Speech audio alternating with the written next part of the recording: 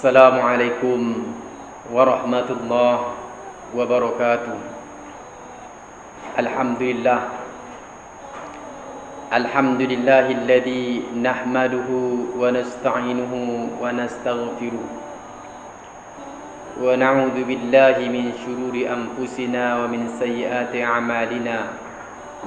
Man yahdihillahu fala mudilla lahu wa man yudlilhu fala hadiya lahu. Subhanaka la ilma lana illa ma 'allamtana innaka antal alimul hakim.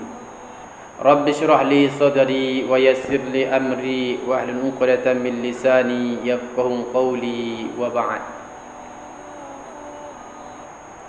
Hadirin yang dirahmati Allah, pertama sekali kita sebagai hamba yang lemah, yang tidak punya daya upaya, yang hanya bertitelkan la haula wala quwata illa billah,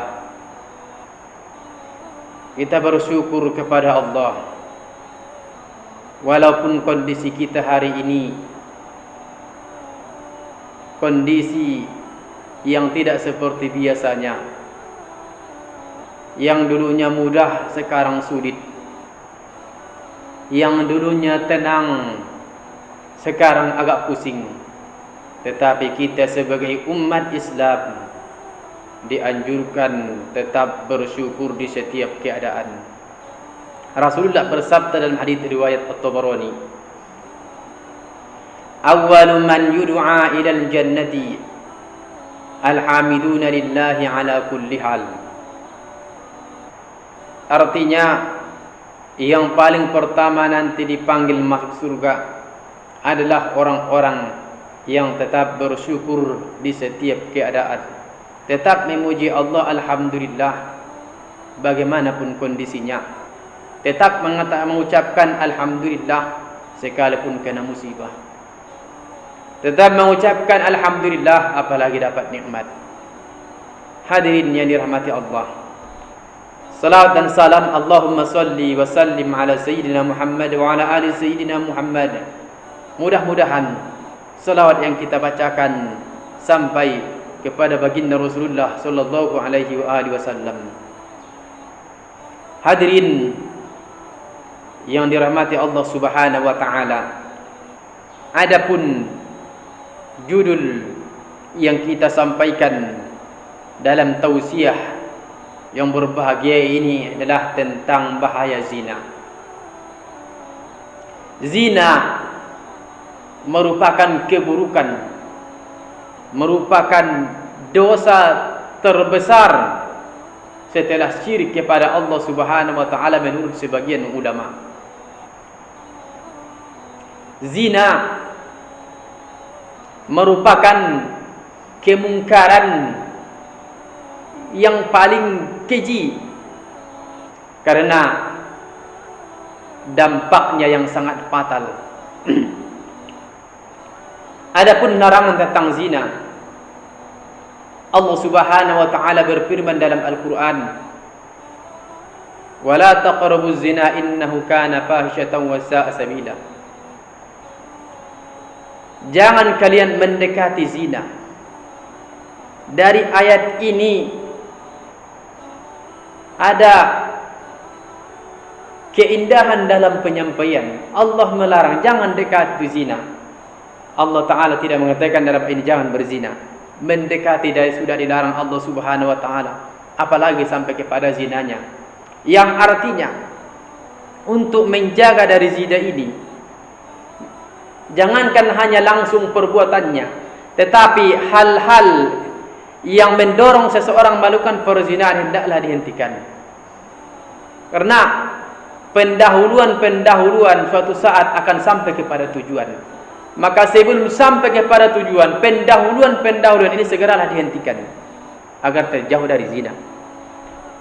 Hadirin yang dirahmati Allah Subhanahu wa taala, adapun bahaya zina dalam hukum Islam, orang yang melakukan kemungkaran yang keji ini akan turun derajatnya dari derajat yang tinggi akan jatuh ke bawah menjadi orang yang fasik, menjadi orang yang melakukan dosa besar. Adapun dampak dari zina ini adalah termasuk yang disampaikan oleh Rasulullah sallallahu alaihi wasallam, "Idza dhahara az-zina, dhahara al-faqru wal maskanah." Apabila zina ini mulai menyebar terang-terangan, maka dampak negatifnya adalah Allah menurunkan bala bencana, menurunkan musibah, sehingga kemiskinan dan kefakiran juga merajalela, menyebar di mana-mana. Dampak dari maksiat zina ini bukan hanya kepada orang yang melakukan saja, bukan hanya kepada pelaku saja, akan tetapi dampak dari maksiat zina ini akan berpengaruh kepada orang banyak. Maka tidak bisa kita katakan itu kan dia yang berjasa, saya tidak, dia urus urusannya, saya urus urusan saya, tidak. Kita kaum mukminin, Allah perintahkan kita amar ma'ruf nahi mungkar. Inilah titel kita supaya dikatakan umat terbaik dari umat-umat sebelum kita. Ya'muruna bil ma'ruf, ta'muruna bil ma'ruf wa tanhauna 'anil munkar. Yang membedakan kita menjadi umat terbaik dari umat sebelum kita karena kita adalah menyuruh kepada yang baik dan melarang dari kemungkaran. Maka tidak bisa ada kamu seirah kita, dia urus urusannya, saya urus urusan saya, dia yang melakukan dosanya sama dia, bukan sama saya. Tidak. Kita ini bersaudara kaum muslimin. Sebagaimana kita tidak ridho dilakukan kepada keluarga kita, begitu juga lah kita tidak ridho dilakukan kepada keluarga orang lain. Itu identitasnya bersaudara. Tetapi kalau ridho kepada orang lain, tidak ridho kepada dirinya, ini kurang persaudaraan. Hadirin yang dirahmati Allah, termasuk tadi dalam hadis riwayat Imam Bazzar tadi, apabila zina itu mulai merajalela, menyebar dengan terang-terangan, Allah turunkan bala bencana, kemiskinan akan merajalela, kefakiran akan merajalela. Sulit mencari mata pencaharian, dicari dan dicari. Apakah penyebab dari kemiskinan itu? Apakah karena pengelola dari wilayah ini tidak bagus? Tetapi ternyata kemiskinan ini adalah musibah, azab dari Allah Subhanahu wa taala, gara-gara tidak menjauh dari perbuatan yang sangat keji ini yang berimbas kepada kemurkaan Allah Subhanahu wa taala. Hati-hatilah dengan zina. Hati-hatilah dengan zina. Kemudian yang paling fatal hadirin, yang sering terjadi di sebagian daerah, setelah melakukan zina ini kemudian melahirkan keturunan. Setelah lahir keturunan, mereka menikah. Ternyata anak ini lahir di luar hubungan pernikahan, di luar ikatan pernikahan. Artinya dipastikan secara hukum Islam, anak ini lahir setelah melebihi fase kehamilan yang dipandang oleh mata syariat Islam. Dia anggap ini sebagai putrinya, ini sebagai anaknya, padahal di mata syariat ini bukan anaknya, bukan putrinya. Baru 2 bulan setelah akad nikah, anaknya sudah terlahir. Mana mungkin ini anak yang dianggap oleh syariat Islam? Mana mungkin anak ini dikatakan anak yang halal di mata syariat? Baru akad nikah, baru 3 bulan sudah melahirkan. Dari mana anak ini datangnya? Ini bukan anak yang sah di mata syariat. Ini adalah anak ibunya, bukan anak ayahnya. Tetapi yang menjadi musibah yang selanjutnya, musibah ditimpa musibah hadirin, ketika sudah lahir anaknya di luar nikah yang tidak dianggap di mata syariat. Kebetulan anaknya ini seorang perempuan, sewaktu menjadi gadis ada yang melamarnya, ketika menjadi akad mengawinkannya, dia menjadi walinya. Ini tidak sah dalam mata syariat. Dia menikahkan yang bukan putrinya. Itu bukan anaknya. Itu adalah ajnabinya. Kalau bersentuhan dengan putri hasil dari hubungan yang haram, artinya anak haram, apabila seorang ayah bersentuhan dengan putrinya yang statusnya bukan dari yang halal, bukan yang tidak sah di mata syariat, akan membatalkan wudunya, karena anak ini tidak dianggap dalam mata syariat. Musibah yang ketiga, ketika pelaku tadi meninggal dunia, ternyata anak haramnya ini sudah dewasa dan dihitung menjadi ahli warisnya. Ini tidak ada di dalam mata syariat, ini mendapat ahli waris karena ini bukan anaknya. Ini adalah dampak dari perbuatan zina ini. Pantas Allah mengatakan innahu kana fahsyatan wa sa'a sabila. Sesungguhnya perkara itu sangat buruk dan sangat keji dan seburuk-buruk jalan. Ini termasuk pengaruhnya, akan berpengaruh walaupun satu rumah ternyata itu bukan ayahnya, sehingga mereka menikah masih sah di mata syariat karena dia bukan anak kandungnya, itu anak yang haram. Kebersentuhan akan membatalkan wudu ayahnya karena ayahnya bukan ayah di mata yang dianggap di mata syariat. Ini semuanya dampak dari hubungan di luar nikah. Hadirin yang dirahmati Allah Subhanahu wa taala, tentang bahaya zina ini, karena dari awal itu Allah melarangnya bukan langsung ke zina, tapi jalan yang menuju zina sudah dilarang oleh Allah Subhanahu wa taala. Melakukannya jelas haram, padahal sebelumnya mendekatinya sudah dilarang oleh Allah Subhanahu wa taala. Jadi ini pun hadirin, marilah kita mau sendiri selalu punya tenggang rasa yang kuat apa yang terjadi di sekeliling kita. Yang pertama yang kita perhatikan adalah qu anfusakum wa ahlikum nar. Kita jaga diri kita sendiri, kemudian keluarga kita dari jilatan api neraka. Kita jaga keluarga, setelah itu masyarakat sekitar kita. Jangan hanya yang kita urus hanya diri kita saja. Keluar kita biarkan keluyuran malam. Bahkan yang paling fatal hadirin, seorang orang tua atau saudara seorang perempuan, dia melihat dengan mata kepalanya sendiri saudarinya, dia melihat dengan mata kepalanya sendiri putrinya ini berduaan di tempat-tempat yang gelap, di tempat remang-remang yang belum ada ikatan pernikahan. Malah dia tidak terusik, tidak merasa terganggu. Ini yang dilarang oleh Rasulullah sallallahu alaihi wasallam. Salatun harramallahu alaihimul jannata. Ada 3 golongan kata Rasulullah yang diharamkan Allah masuk surga. Yang pertama adalah ad-dayyut. Ad-dayyut, yang dimaksud dengan dayyut, dia punya saudari tapi diganggu oleh laki lain tidak terganggu.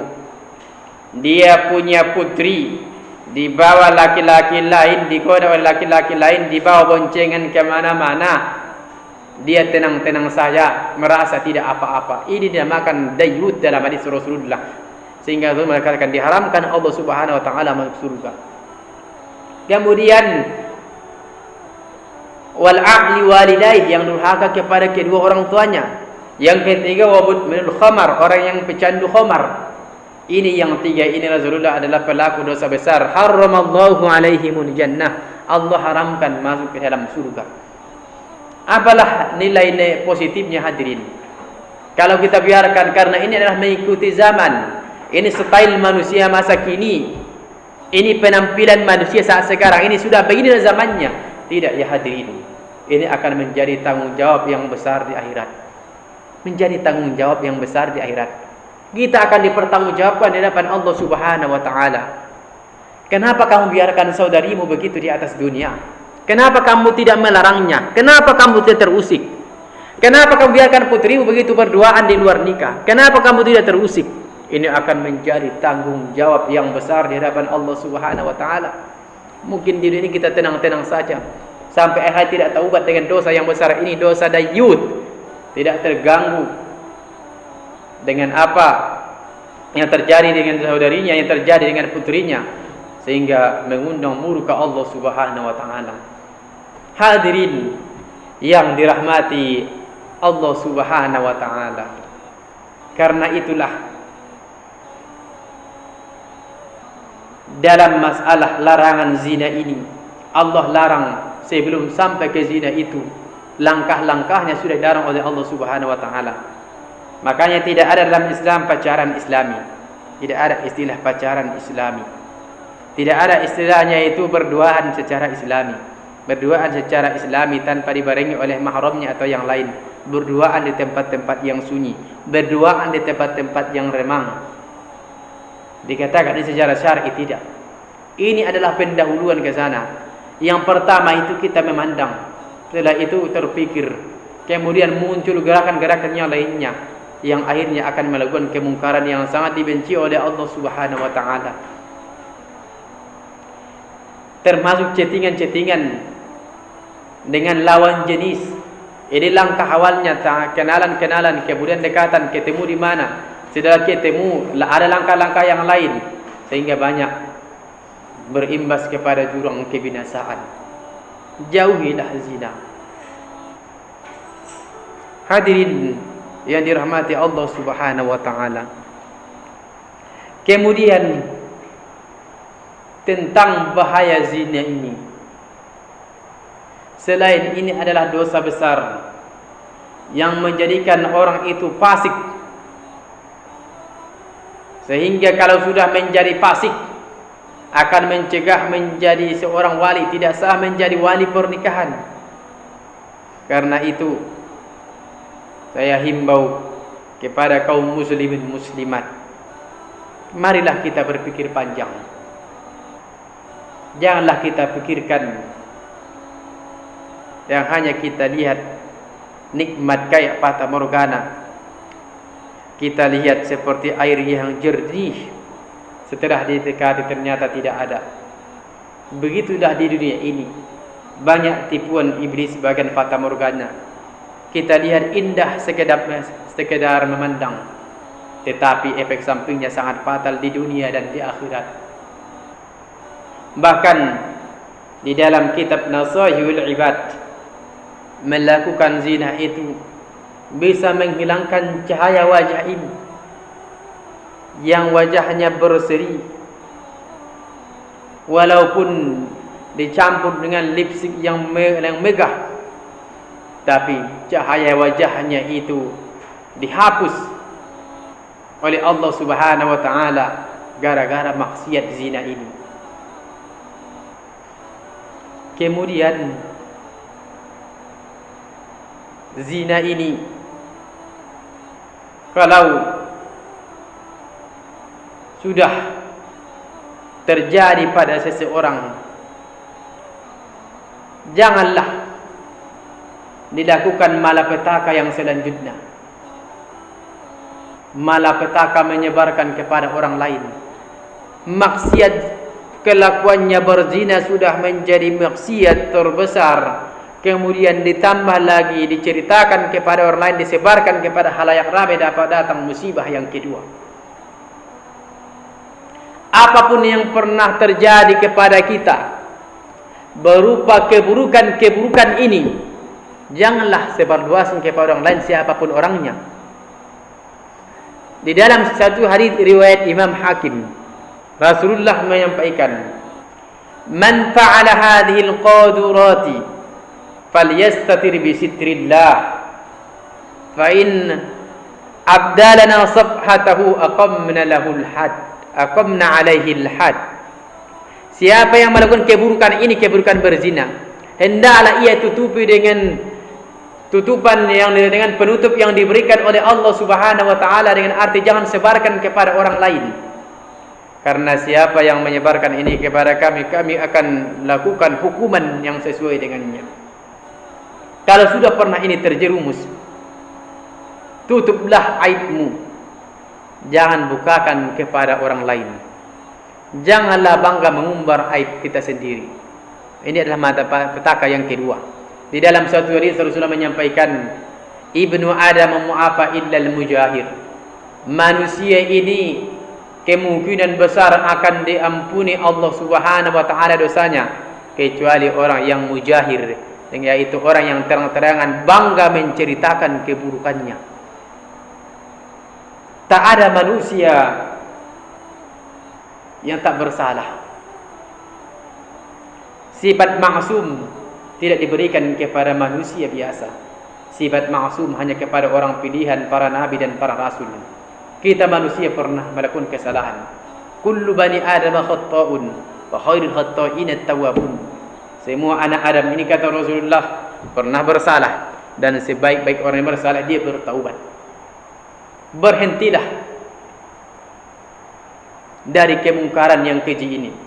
Berhentilah dari langkah-langkah yang menuju kepada kemungkaran yang keji ini. Karena itulah hadirin, Rasulullah sallallahu alaihi wasallam bersabda,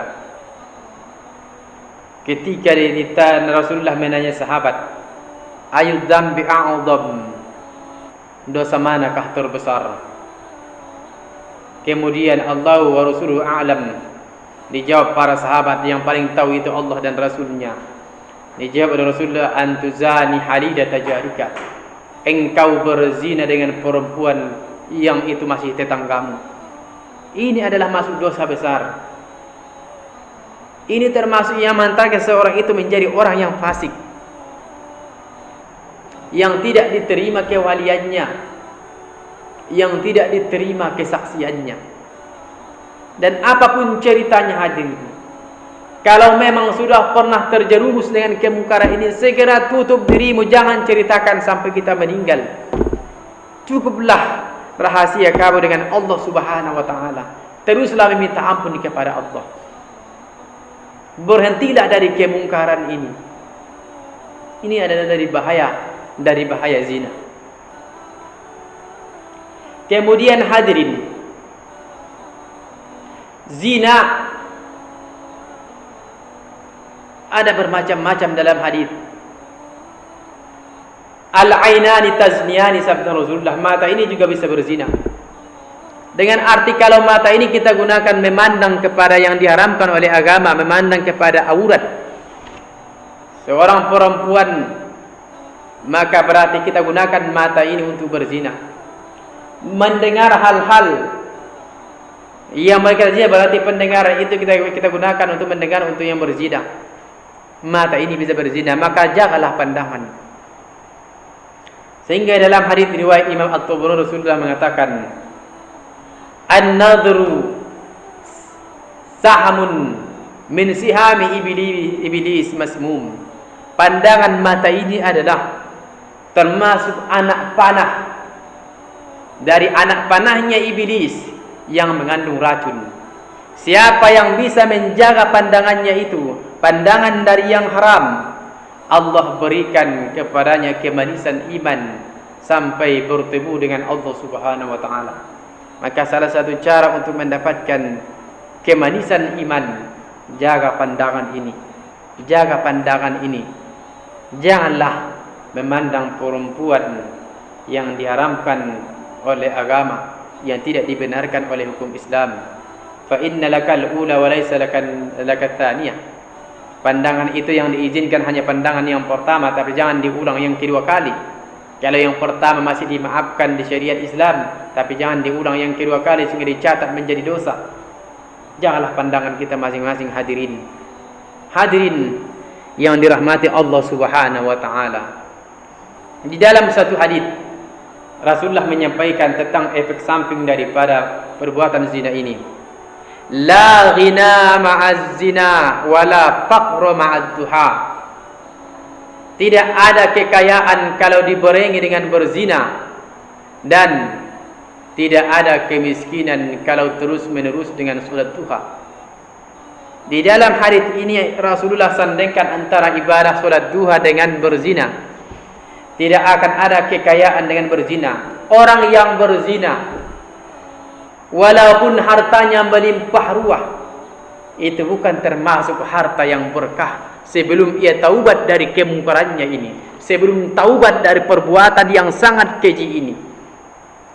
Tapi boleh kita bertanya, kenapa dalam hadis Rasulullah mengatakan tidak ada kekayaan kalau dibarengi dengan zina, berarti orang yang berzina tidak mungkin kaya. Tapi kita lihat banyak orang yang konglomerat tapi pezina besar.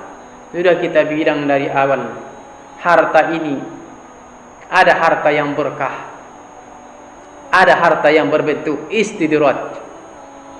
Harta yang berkah sesuai dengan sabda Rasulullah dalam hadis riwayat Imam Ahmad, ni'mal malus salihu lirrajuli salihi yasilu bihi ma'rufan wa yasilu bihi rahiman. Harta yang baik adalah kepada orang yang baik. Dengan hartanya dia bisa banyak melakukan kebaikan. Dengan hartanya dia bisa menyambungkan hubungan tali silaturahmi. Walaupun dia kaya raya, hartanya melimpah ruah, akan tetapi dari maksiat zina tidak terhenti. Kekayaannya ini bukan kekayaan yang dirahmati Allah Subhanahu wa taala, malah ini adalah kekayaan istidraj dari Allah Subhanahu wa taala. Sehingga dalam hadis ra'aitallaha yu'ti lil 'abdi ma yasha wa huwa musirrun 'ala ma'asihi fa huwa min Allah istidraj.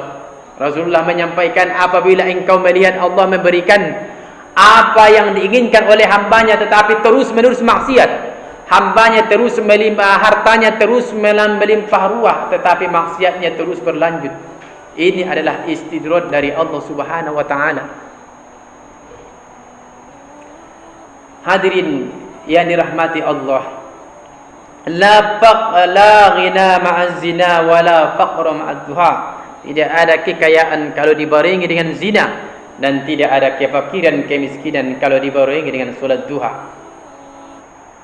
Janganlah kita jadikan nikmat yang besar yang Allah berikan ini menjadi istidraj gara-gara perbuatan zina yang kita lakukan.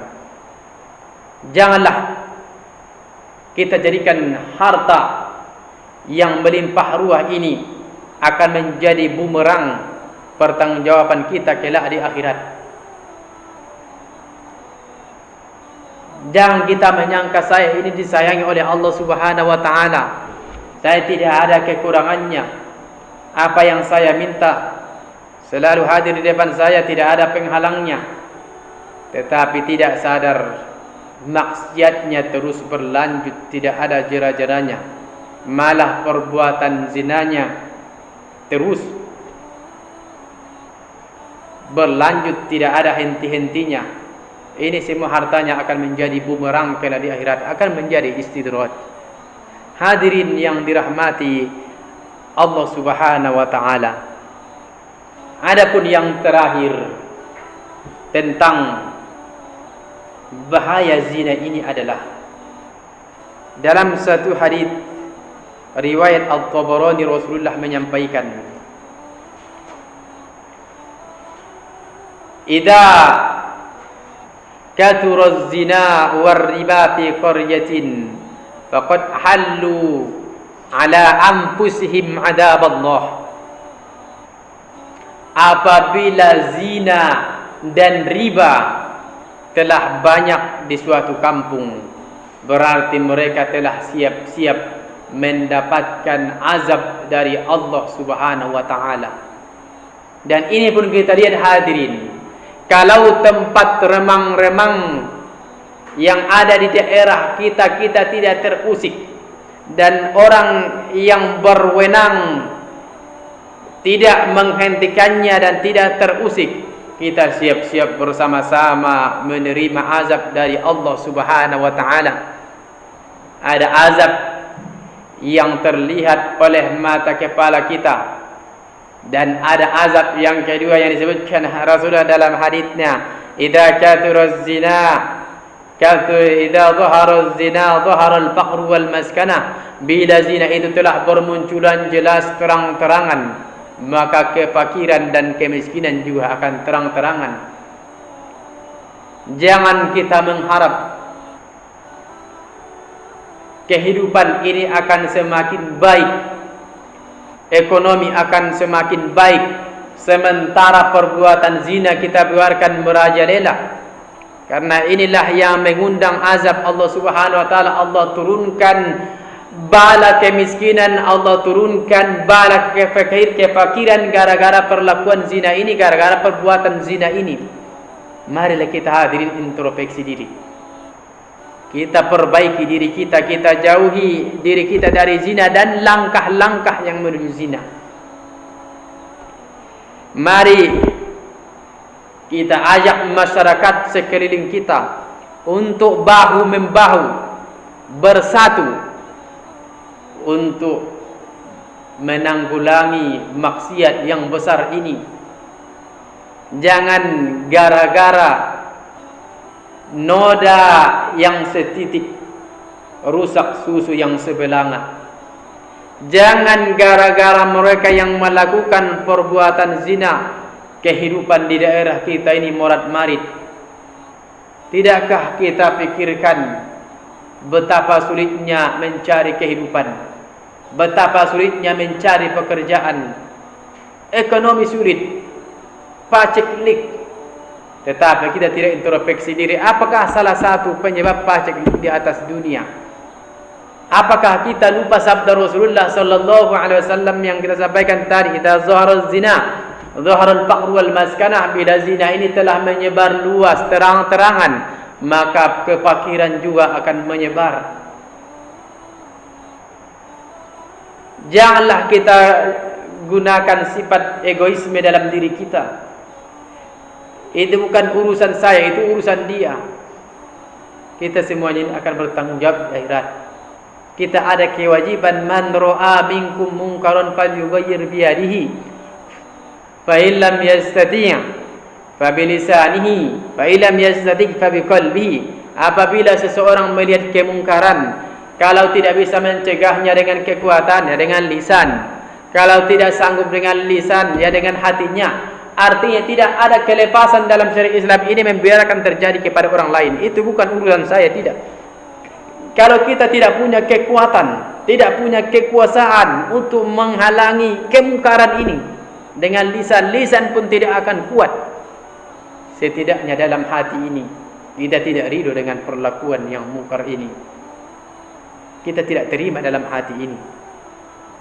Bukan yang kita lakukan adalah sifat egoisme. Itu bukan urusan saya, acuh tak acuh. Ini tidak akan lepas hisabnya kelak di akhirat. Hadirin yang dirahmati Allah Subhanahu wa taala. Oleh karena itu, demi untuk mencegah dari bahayanya zina ini, maka solusi terbesarnya jaga diri ini dari hal-hal yang bisa mengantarkan kepada perbuatan zina. Jangan biarkan keluarga kita berduaan. Yang paling fatalnya, malah diizinkannya untuk berduaan di bawah boncengan kemana-mana yang belum ada ikatan pernikahan. Ini akan menjadi mukaddimah pendahuluan melakukan perzinaan. Karena setan itu sangat licik, akan bisa membisikkan kepada diri seseorang tanpa disadarinya. Inna syaitana yajri min ibni adama majrad dam. Sesungguhnya setan itu akan berjalan dalam jasad manusia ini tak sadar, tak opahnya seperti peredaran darah. Kita tidak merasa, tidak terasa dalam jasad ini bahwasanya jantung ini memumpahkan darah ke tangan kita, jantung memumpahkan darah ke kaki kita. Begitu jugalah gerakan setan dalam jasad anak Adam ini, tak obahnya seperti peredaran darah dalam tubuh kita. Kita hindari mukaddimah-mukaddimahnya. Kita jaga pandangan kita di jalan. Walaupun di daerah kita banyak wanita-wanita yang tidak menutup aurat, yang buka-buka jilbab, kita jaga pandangan kita masing-masing. Dari jauh jangan dipandang. Kalau terpandang sekali, jangan pandang yang kedua kali. Olengkanlah pandangan ke arah yang lain supaya jangan melihatnya yang kedua kali. Karena akan menjadi mukaddimah, akan menjadi pendahuluan kepada kemungkaran yang selanjutnya. Kemudian hadirin, marilah kita selalu aktif dan selalu agresif dengan langkah-langkah yang bisa mendorong kepada perbuatan zina ini. buatlah suatu peraturan dalam rumah tangga. Kalau bisa dalam daerah akan menjadi peraturan daerah, bahwasanya tidak boleh ke tempat ini kecuali orang yang halal nikah, yang sudah menikah. Tidak boleh berduaan di tempat ini. Atau kita galakkan adat kita yang sudah indah di zaman dulu. Ada istilah di daerah Mandailing sekitar, istilah seanak saburu. Putri orang lain kita jadikan seperti putri kita sendiri. Sebagaimana putri kita tidak ridho diganggu oleh laki-laki yang lain, begitulah kita perlakukan kepada putri orang lain, istilah seanak saburu. Kalau kita lihat berduaan di tempat remang-remang jauh dari pantauan orang tuanya, kita ingatkan. Sebagaimana kita mengingatkan kepada putri kita sendiri, ini tidak boleh, ini dilanggar syariat, ini melanggar syariat Islam. Ini akan mengundang musibah dari Allah Subhanahu wa taala. Istilahnya seanak saburu. Mari kita galakkan adat yang mulia ini. Atau adat yang dulu istilahnya naposo bulung pagar niuta. Artinya naposo bulung selalu menjaga wanita-wanita yang di desanya masing-masing. Kalau ada laki-laki lain yang mencurikan masuk ke perkampungannya, dia duluan yang menghadangnya. Istilahnya naposo bulung sebagai pagar niuta. Marilah kita galakkan adat kita. Kita jadikan daerah kita ini daerah yang beribadat. Akan tetapi di samping itu juga akan taat beribadat dan digonggong oleh syariat. Alangkah indahnya kalau adat ini kita sandingkan dengan syariat. Apa yang dianggap oleh syariat itu baik, mari kita galakkan. Apa yang berbenturan dengan syariat, mari kita benahi untuk mencetak generasi-generasi yang baik. Apalah gunanya di daerah kita berlahiran orang-orang dari hasil di luar nikah, lahir anak-anak yang haram. Ini yang disampaikan Rasulullah dalam satu hadis. Al-waladu zina syarrut talata. Anak zina ini keburukannya 3. Keburukan dari orang tuanya karena melakukan kemungkaran, dari bapak dan ibunya, dan keburukannya sendiri. Dengan arti, apalah gunanya kita cetak generasi-generasi, berlahiran generasi-generasi yang bukan di level atas dalam pandangan Islam, sehingga anak yang terlahir di luar nikah, anak yang haram, akan makruh dinikahi. Putri dari hasil zina akan makruh dinikahi. Laki-laki yang haram dari anak haram makruh menikah dengan seorang perempuan, makruh dinikahi. Apa guna kita generasi-generasi yang makruh seperti ini? Kemudian anak zina akan makruh dijadikan, diangkat menjadi imam. Apa gunanya ini nanti kalau bertebaran anak-anak makruh yang seperti ini dari hasil yang haram, sehingga lapisan masyarakat ini tidak dapat lapisan yang paling bagus. Ditambah lagi dampak yang selanjutnya, petaka demi petaka, malah orang tuanya bersikukuh untuk menikahkan putrinya dari hasil yang haram, anak haramnya, sehingga tidak sah di mata syariat pernikahannya, sehingga akan melahirkan dari anak yang tidak jelas, sehingga anak yang tidak jelas melahirkan anak yang tidak jelas. Apakah ini kita inginkan di padang lawas kita yang kita cintai ini?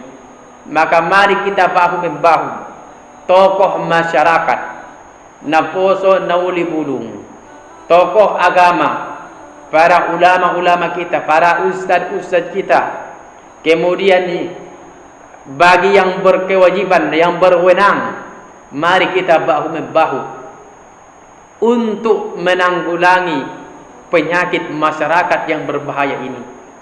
Karena penyakit ini tak ubahnya seperti virus. Bukan hanya mengidap kepada penderita saja, malah akan menyebar kepada orang banyak. Bahaya zina ini bukan hanya ditanggung oleh pelakunya, akan tetapi kalau turun azab dari Allah Subhanahu wa taala, akan menimpa orang banyak, bukan hanya pelakunya saja. Mari kita bahu-bahu, mari kita bergandengan tangan, galakkan istilah anak saburu, galakkan istilah naposo bulung pagar ni huta. Jadilah naposo bulung pagar ni huta, bagaikan tanaman dengan pagarnya tanaman itu terjaga di dalam kandang. Jangan pula menjadi pagar makan tanaman. Hadirin yang dirahmati Allah Subhanahu wa taala, semua langkah-langkah kita ini akan dicatat menjadi kebaikan, karena ini adalah amar ma'ruf. Berapa orang nanti yang tercegah dari melakukan kemungkaran ini dengan dakwah yang kita sampaikan, dengan metode-metode yang kita lakukan. Ini akan menjadi catatan kebaikan kelak di akhirat, yang menjadi mizaniyatul hasanat. Ketika di mizan ditimbang, akan menjadi kebaikan yang mengungguli keburukan kita kelak di akhirat. Janganlah menjadi keluarga yang dayus. Keluarga yang dayus yaitu keluarga yang tidak terusik dengan putrinya, dengan saudarinya, diganggu oleh laki-laki yang lain. Bukan merupakan kebanggaan banyak laki-laki yang membonceng saudari kita, yang membonceng putri kita. Bukan merupakan kebanggaan. Melanggar syariat Islam, mengundang murka Allah, bukan merupakan suatu kebanggaan. Itu kelak akan kita pertanggungjawabkan di akhirat. Wa wassaynal insana biwalidayhi husna. Di riwayat yang lain biwalidayhi ihsana, di qiraah yang lain. Dan kami beri wasiat kepada manusia, yaitu khususnya kepada kedua orang tua, yaitu wasiat yang baik. Al-Imam Ibnul Qayyim rahimahullah menafsirkan ayat ini, bahwasannya wasiat yang diberikan Allah kepada kedua orang tua kelak di akhirat adalah termasuk hak anak terhadap orang tuanya. Kenapa dulu di atas dunia tidak kita larang? Kenapa dulu di atas dunia tidak kita cegah, sehingga kita biarkan dia terjerumus ke jurang kemungkaran, kita biarkan dia terjerumus ke jurang kenistaan? Ini akan menjadi tanggung jawab kita sebagai orang tua kelak di akhirat. Kita akan dituntut di akhirat. Kenapa kamu biarkan? Kamu sebagai orang tua. Dalam hadis riwayat lain, Rasulullah menyampaikan, kullukum ra'in wa kullukum mas'ulun an ra'iyatihi. Setiap kita ini adalah pemimpin dan akan dipertanggungjawabkan tentang kepemimpinan kita kelak di akhirat. Seorang ayah akan mempertanggungjawabkan tanggung jawab keluarganya di akhirat. Seorang ibu rumah tangga akan mempertanggungjawabkan keluarganya kelak di akhirat. Dengan arti ini adalah semua tanggung jawab.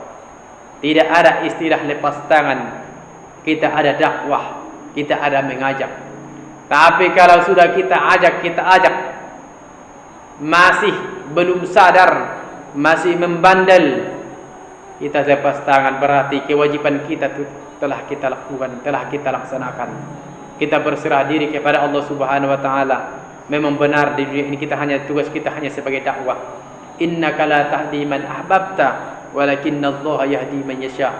Sesungguhnya engkau Muhammad tidak bisa menunjuki siapa yang engkau cintai, akan tetapi Allah lah memberi petunjuk kepada siapa yang ia kehendaki. Mudah-mudahan di penyampaian yang singkat ini dapat kita ambil mau'izah yang tibar tentang bahaya zina ini, agar kita mawas diri dan menjaga diri kita, keluarga kita, masyarakat kita dari bahaya zina ini. Amin ya rabbal alamin. Wabillahi taufiq wal hidayah. Nasrun minallahi fathun qarib. Wassalamualaikum warahmatullahi wabarakatuh.